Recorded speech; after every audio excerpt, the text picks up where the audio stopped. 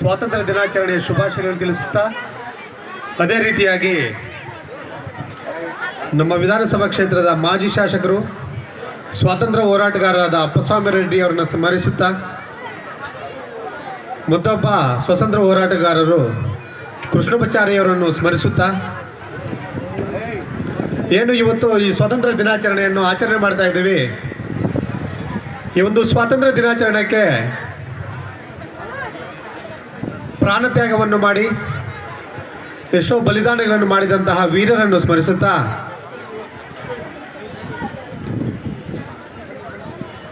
ಇವತ್ತು ನಾವೊಂದು ಈ ಒಂದು ಸ್ವಾತಂತ್ರ್ಯ ದಿನಾಚರಣೆ ಆಚರಣೆ ಮಾಡ್ತಾ ಇದ್ದೀವಿ. ಪ್ರಿಯ ಬಂಧುಗಳೇ, ಇವತ್ತು ಈ ದೇಶದ ಸಿರಿ ಸಂಪತ್ತು ಮೇಲ್ವರ್ಗ ಅಂತ ಕರೆಸಿಕೊಳ್ಳುವಂತಹ 1% ಇರ್ತಕ್ಕಂತಹ ಮೇಲ್ವರ್ಗರ ಕೈಯಲ್ಲಿ 40% ಸಿರಿ ಸಂಪತ್ತು ಅವರ ಕೈಯಲ್ಲಿದೆ. 50% ಇರ್ತಕ್ಕಂಥ ಕೆಲವರ್ಗದ ಕೈಯಲ್ಲಿ ಬರೀ 6% ಇದೆ. ಅಂದರೆ ಈ ದೇಶದ ಸಿರಿ ಸಂಪತ್ತು ಅಸಮಾನತೆಯನ್ನು ಎತ್ತು ತೋರಿಸ್ತಾ ಇದೆ. ಅದೇ ರೀತಿಯಾಗಿ ಮಹಿಳೆಯರ ರಕ್ಷಣೆ NCRB 2024ರ ವರದಿ ಪ್ರಕಾರ ನೋಡುವುದಾದರೆ ಪ್ರತಿದಿನ 1200ಕ್ಕಿಂತ ಹೆಚ್ಚು ದೌರ್ಜನ್ಯಗಳು ಹಲ್ಲೆಗಳು ಮಹಿಳೆಯರ ಮೇಲೆ ನಡೀತಾ ಇದೆ. 4 ಲಕ್ಷಕ್ಕಿಂತ ಹೆಚ್ಚು ಪ್ರಕರಣಗಳು ದಾಖಲಾಗಿವೆ. ಜನಪ್ರತಿನಿಧಿಗಳಂತ ಕರೆಸಿಕೊಳ್ಳುವವರು ಚಿಕ್ಕ ಮಕ್ಕಳ ಮೇಲೆ ಎಲ್ಲ ಅತ್ಯಾಚಾರಗಳು ನಡೀತಾ ಇದೆ. ಹೆಚ್ಚಾಗಿ ಲಂಚಕೋರರು, ಭ್ರಷ್ಟಕೋರರು, ಅತ್ಯಾಚಾರಿಗಳು ಇಂಥವರೆಲ್ಲ ಪಾರ್ಲಿಮೆಂಟಲ್ಲಿ, ಅಸೆಂಬ್ಲಿಯಲ್ಲಿ ಸೇರಿಕೊಂಡು ಈ ದೇಶವನ್ನು ಲೂಟಿ ಮಾಡುವಂಥ ಕೆಲಸ ಮಾಡ್ತಾ ಇದ್ದಾರೆ. ACDCಗೆ 5 ಕೋಟಿ, 10 ಕೋಟಿ, 20 ಕೋಟಿ ವರ್ಗಾವಣೆಗೆ 5 ಲಕ್ಷ, 20 ಲಕ್ಷ, 30 ಲಕ್ಷ ಈ ರೀತಿ ಫಿಕ್ಸ್ ಮಾಡಿಕೊಂಡು ಭ್ರಷ್ಟಾಚಾರವನ್ನು ಮಾಡ್ತಾ ಇದ್ದಾರೆ.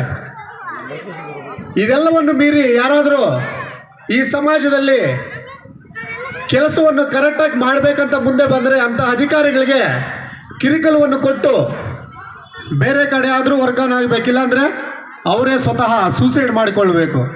ಆ ರೀತಿಯಾಗಿರ್ತಕ್ಕಂಥ ವಾತಾವರಣ ಸೃಷ್ಟಿ ಮಾಡಿದ್ದಾರೆ. ಒಟ್ಟಾರೆ ಹೇಳುವುದಾದರೆ ಈ ದೇಶದ ರಾಜಕೀಯ ವ್ಯವಸ್ಥೆ ತುಂಬ ಹೀನಾಯವಾಗಿರ್ತಕ್ಕಂಥ ಪರಿಸ್ಥಿತಿ ಇದೆ. ಅದೇ ರೀತಿಯಾಗಿ 2024 NCRB ವರದಿ ಪ್ರಕಾರ ಪರಿಶಿಷ್ಟ ಜಾತಿಯವರ ಮೇಲೆ 59,000 ಪ್ರಕರಣಗಳು ದಾಖಲಾಗಿವೆ. ಅದೇ ರೀತಿಯಾಗಿ ಪರಿಶಿಷ್ಟ ಪಂಗಡದವರ ಮೇಲೆ 90,500 ಪ್ರಕರಣಗಳು ದಾಖಲಾಗಿವೆ. ಅಂದರೆ ಪ್ರತಿ ಲಕ್ಷ ಜನರಿಗೆ 27.7% ಅಷ್ಟು ದೌರ್ಜನ್ಯಗಳು ಪ್ರತಿದಿನ ನಡೀತಾನೆ ಇದ್ದಾವೆ. ಧರ್ಮದ ಹೆಸರಲ್ಲಿ ರಾಜಕೀಯ ಮಾಡ್ತಾ ಇದ್ದಾರೆ. ದ್ವೇಷವನ್ನು ಕಟ್ಟುವಂಥ ನಿರ್ಮಾಣವನ್ನು ಮಾಡ್ತಾ ಇದ್ದಾರೆ. ಮುಸ್ಲಿಮರಂದ್ರೆ ದೇಶದ್ರೋಹಿಗಳನ್ನು ಪಟ್ಟವನ್ನು ಕಟ್ತಾ ಇದ್ದಾರೆ.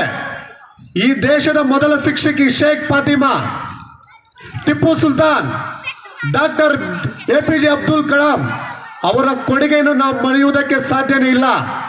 ಮುಸ್ಲಿಮರು ದೇಶದ್ರೋಹಿಗಳಲ್ಲ. ಈ ದೇಶಕ್ಕೆ ಅವರು ಅಪಾರವನ್ನು ಕೊಡುಗೆಯನ್ನು ನೀಡಿದ್ದಾರೆ. ಈ ದೇಶದ ಪ್ರಗತಿ ಏನಿದೆ ಎಲ್ಲ ಜಾತಿ ಧರ್ಮದವರು ಕಟ್ಟಿ ಬೆಳೆಸಿದಂತಹ ದೇಶ ಇದು. ಯಾರ ಒಂದೇ ಧರ್ಮಕ್ಕೆ ಸೀಮಿತವಾಗಿರ್ತಕ್ಕಂಥ ದೇಶ ಅಲ್ಲ. ಪ್ರತಿನಿತ್ಯ ಧರ್ಮದ ಹೆಸರಿನಲ್ಲಿ, ಜಾತಿ ಹೆಸರಿನಲ್ಲಿ ದೌರ್ಜನ್ಯ ಮಾಡ್ತಿದ್ದಾರೆ. ಒಬ್ಬ ಮನುಷ್ಯನನ್ನ ಕಾಣದ ಅವನ ಮನುಷ್ಯನೇ ಅಲ್ಲ. ಯಾವ ಧರ್ಮವೂ ಶ್ರೇಷ್ಠವಲ್ಲ, ಯಾವ ಜಾತಿಯೂ ಶ್ರೇಷ್ಠವಲ್ಲ. ದೇಶವೇ ಶ್ರೇಷ್ಠ, ಭಾರತೀಯನ ಶ್ರೇಷ್ಠ. ಆ ನಿಟ್ಟಿನಲ್ಲಿ ಯಾರು ಜೀವನ ಮಾಡ್ತಾ ಇದ್ದಾರೆ ಈ ಸಮಾಜದಲ್ಲಿ ಅಂಥವ್ರಿಗೆ ನಾವು ಸೆಲ್ಯೂಟ್ ಮಾಡ್ತೀವಿ. ಧರ್ಮದ ಹೆಸರಿನಲ್ಲಿ, ದೇಶದ ಹೆಸರಿನಲ್ಲಿ ರಾಜಕೀಯ ಮಾಡ್ತಾ ರಾಜಕೀಯ ತೆವಲಿಗೆ ಯಾರು ದ್ವೇಷವನ್ನು ಬಿತ್ತಿ ಮಾಡ್ತಾ ಇದ್ದಾರೆ ಅವರ ವಿರುದ್ಧ ಹೋರಾಟವನ್ನು ಮಾಡ್ತೀವಿ. ಸ್ವತಂತ್ರ ಸುಮ್ಮನೆ ಬಂದದ್ದಲ್ಲ, ಗಾಂಧಿಯವರಿಂದ ಬಂದದ್ದಲ್ಲ. ಚರಕದಿಂದ ಸುತ್ತು ಇದು ಮಾಡಿದ್ರೆ ದಾರಿನ ಧೂಳು ಬರುತ್ತೆ ಅಷ್ಟೇ. ಸೇಡಿಗೆ ಸೇಡು, ರಕ್ತಕ್ಕೆ ರಕ್ತ ಕೊಟ್ಟು ಈ ದೇಶವನ್ನು ಪಡೆದು ಸ್ವತಂತ್ರವನ್ನು ತಂದುಕೊಟ್ಟಿದ್ದಾರೆ.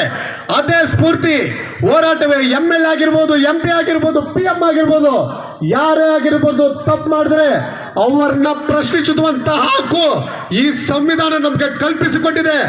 ಇಂದಿನ ಮಕ್ಕಳೇ ನಾಳಿನ ಪ್ರಜೆಗಳು, ನೀವು ಅರ್ಥ ಮಾಡ್ಕೊಳ್ಳಿ. ಸಂವಿಧಾನವನ್ನು ಮಟ್ಟಾಕುವಂತ ಕೆಲಸ ಮಾಡ್ತಾ ಇದ್ದಾರೆ.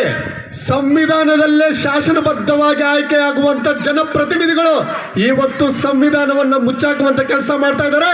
ಅಂತವರಿಗೆ ನಾವು ಒಂದೇ ಉತ್ತರ ಕೊಡಬೇಕು, ಅದುವೇ ಹೋರಾಟ. ಈ ಸ್ವತಂತ್ರ ಹೋರಾಟಗಾರರು ಯಾರಿದ್ದಾರೆ?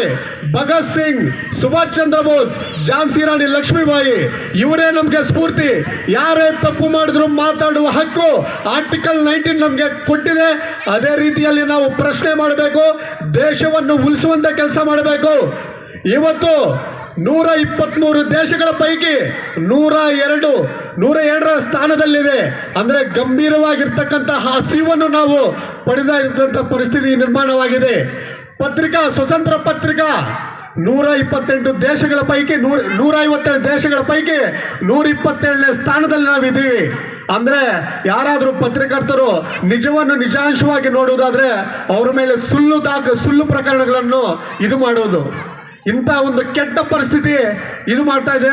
ನಾವು ಹೋರಾಟಗಾರರು ಹೇಳಿದ್ದೀವಿ, ಯಾವುದಕ್ಕೆ ಎಂದು ಎದುಗುಂದದೆ ಸುಮ್ಮನೆ ನಮ್ಮ ಮೇಲೆ ಸುಳ್ಳು ಕೇಸ್ಗಳಾಗ್ಬೋದು, ಯಾವನ್ನು ಪಕ್ಕಕ್ಕಿಟ್ಟು ದೇಶದ ಸಮಗ್ರಕ್ಕೆ, ದೇಶದ ಐಕ್ಯತೆಗೆ ಎಲ್ಲರೂ ಒಟ್ಟಾಗಿ ಜಾತಿ ಧರ್ಮಕ್ಕಿಂತ ದೇಶವೇ ಮುಖ್ಯವೆಂಬ ಘೋಷಣೆಯೊಂದಿಗೆ ನಾವೆಲ್ಲರೂ ಕೆಲಸ ಮಾಡಬೇಕಂತ ಹೇಳ್ತಾ ನನ್ನ ಮಾತುಗಳನ್ನು ಮುಗಿಸ್ತೀನಿ. ಜೈ ಭೀಮ್, ಜೈ ಭಾರತ್ ಮಾತಾ ಕಿ ಜೈ. ದೇಶ ಪ್ರೇಮ